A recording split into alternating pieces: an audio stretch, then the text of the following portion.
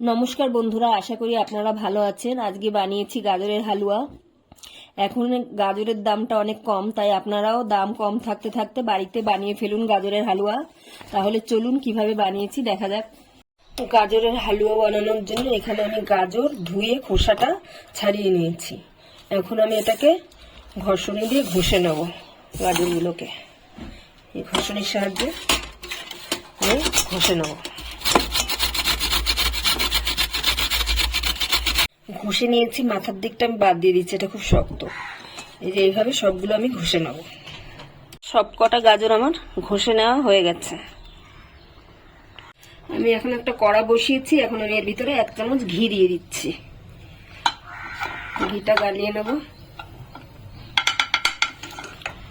আমি এখন কয়েকটা কাজু আগে ভেজে নেব।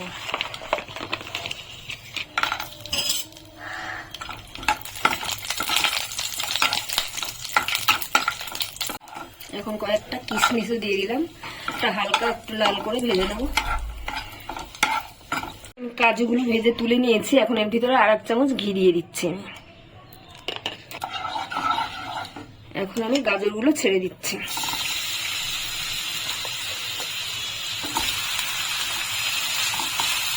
এখন আমি গাজরগুলোকে ভালো করে ভেজে নেব, কাঁচা গন্ধ না যাওয়া অবধি আমি এটা ভালো করে ভাজবো। আমি 10 মিনিট মিডিয়াম আঁচে এটা ভেজে নিয়েছি, আর একটু ভেজে নেবো, আর 2-3 মিনিট ভেজে নেবো। গাজরটা আমার ভালো করে ভাজা হয়ে গেছে, এখন আর কাঁচা গন্ধটাও নেই। এখন আমি এর ভিতরে দুধটা দিয়ে দিচ্ছি। এখানে 500 গ্রাম দুধ আমি ঘন করে জাল করে রেখেছি, এটা পুরোটাই আমি দিয়ে দেবো।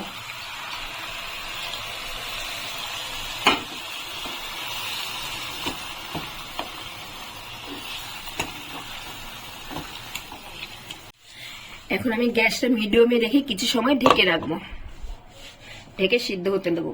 5 মিনিট ধরে রান্না করে নিয়েছি। এখন দুধটা অনেকটাই শুকিয়ে গেছে। এখন আমি এর ভিতরে 2টো এলাচ ফাটিয়ে দিয়ে দিচ্ছি। আর আমি এখানে মিষ্টির জন্য গুড় দিচ্ছি। আপনারা চিনি দেবেন, কারণ আমাদের ঘরে চিনিটা খায় না দেখে সেই জন্য আমি গুড় দিচ্ছি।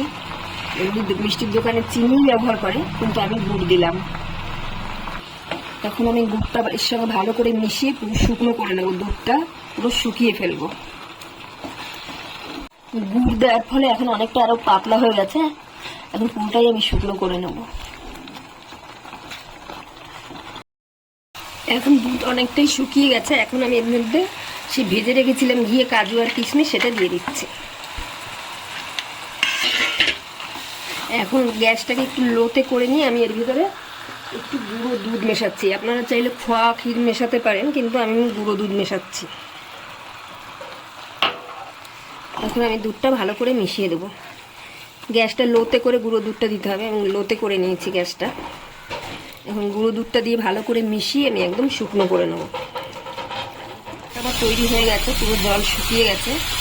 এখন আমি এর ভিতরে 1 চামচের মতন ঘি দিয়ে ভালো করে মিশিয়ে নামিয়ে নেব। এখন ভালো করে একটু মিশিয়ে নিয়ে নামিয়ে নেব।